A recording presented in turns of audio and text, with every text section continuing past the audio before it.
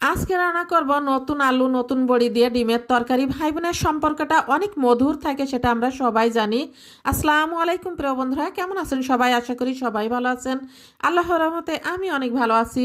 তো আমি আজকে রান্না করব ডিম দিয়ে আলু দিয়ে বড়ির তরকারি। তো এই কথাটা কেন বললাম, কারণ আমার ভাইয়ের এই ডিম দিয়ে আলু দিয়ে বড়ির তরকারিটা এত বেশি পছন্দ, খুবই ভালো পছন্দ করে খেতে। তো এই শীতের সময় এই তরকারিটা রান্না করাই লাগবে, এত পরিমাণ ফেভারেট এই তরকারিটা। তো ভাই বোনের সম্পর্কটা অনেক মধুর, আমরা কিন্তু সবাই জানি, কিন্তু সেই সম্পর্কটা কেন জানি এক সময় আর থাকে না। বোনের মনে কিন্তু ভালোবাসাটা ভাইয়ের জন্য সারা জীবনই থাকে। তো যাই হোক, আমি এভাবে দেখেন কিভাবে রান্নাটা করলাম।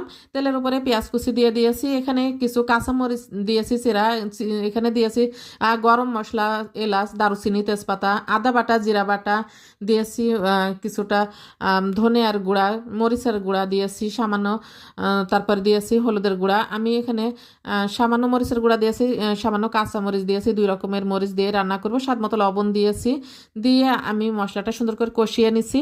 আর এই তরকারিটা আপনাদের এর আগেও আমি বলেছি, আমরা মানুষ তিনটা, তবে তিনজনের পছন্দ হলো দুই রকম। ছেলের বাবার পছন্দ একরকম, ছেলের পছন্দ একরকম, আর আমার আবার ওদের দুইজনের পছন্দই আমার পছন্দ। কারণ মেয়েদের আবার পছন্দ বলে কিছুই থাকে না, ওরা যেটা খায় আমি সেটা খাই, আমার কোনো সমস্যা নাই। তো আমি এই তরকারিটা ওরা একদমই পছন্দ করে না। আমি ডিম কখনোই রান্না করি না, সবসময় আমি ডিম ভেজে দিই ওদেরকে, আর সেদ্ধ করে দিলে খাই। তাছাড়া রান্না ডিমরা কখনোই খাই না। তো আমি বললাম যে আজকে আমি এভাবে রান্নাটা করব। তো এই রান্নাটা নাকি এত বেশি ভালো হয়েছিল, কারণ ঝালের পরিমাণটা কম হয়েছিল, খেতে সত্যি খুবই স্বাদ হয়েছিল। আর ওরা ঝাল খেতে একদমই পছন্দ করে না, তো আমি আবার ঝাল খেতে খুবই পছন্দ করি। তো আমার জন্য আমি ওদের পছন্দ যেমন অন্য তরকারি, তো আমি আবার তরকারিতে ঝালের পরিমাণটা বাড়িয়ে দিই, যাতে আমার তো ভালো লাগে ঝাল খেতে। তো দেখেন আমি সুন্দর করে মানে আলু বড়িগুলো সুন্দর করে কষিয়ে নিয়েছি। বড়িটা সিদ্ধ হওয়ার জন্য আমি একবার অল্প পানি দিয়ে কষানোর পরে আবারও পানি দিয়ে আমি আরও একবার ভালো করে কষিয়ে নেব। কষানোর পরে এই কষানো যখন মানে পানি শুকিয়ে একদম সুন্দরভাবে ঝোলটা শুকিয়ে যাবে, তারপরে আমি আবার ঝোলের পানি দিয়ে দেবো।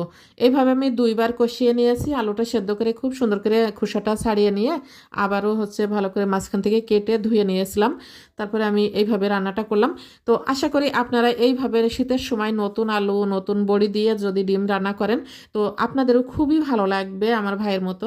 তো আমার ভাই যত যেটাই খাক না কেন, এই তরকারিটা তার এই শীতে অনেকবারই রান্না করা লাগে, অনেকবার সে খায়।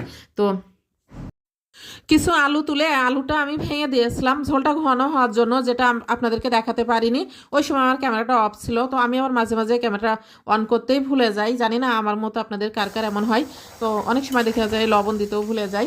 তো দেখেন আমার তরকারিটা প্রায় হয়ে গেছে, আমি এখনই নামিয়ে নেব। আলুর ঝোলটা তো টেনে নেবে খুব বেশি করে ঝোল কমালে। তো দেখেন নামিয়ে নিয়েছি। নামানোর পরে আমি ভাজা জিরার গুঁড়া ছিটিয়ে দেব। আর সবাই আমার জন্য দোয়া করবেন, সবাই আমার পাশে থাকবেন, সবাই ভালোবাসা দিবেন। সবাই ভালো থাকবেন, সুস্থ থাকবেন। আল্লাহ হাফেজ।